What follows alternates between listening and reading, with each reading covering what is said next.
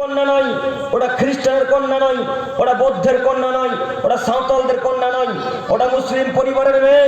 এই ছোটকালিয়ার কোন এক মুসলমান পরিবারের মেয়ে।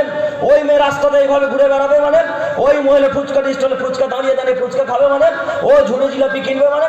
কি করে ছোটকালিয়ার পুরুষ মানুষ? ছোটকালিয়ার সমস্ত পুরুষ মানুষ কি মারা গেছে নাকি? সব কি কবরে চলে গেছে? মহিলারা বাজারে মানে, মহিলার ছোটকালিয়ার বাজারে ঘুরবে মানে, এখন ফুচকা খাচ্ছে। ওটা কার মেয়ে?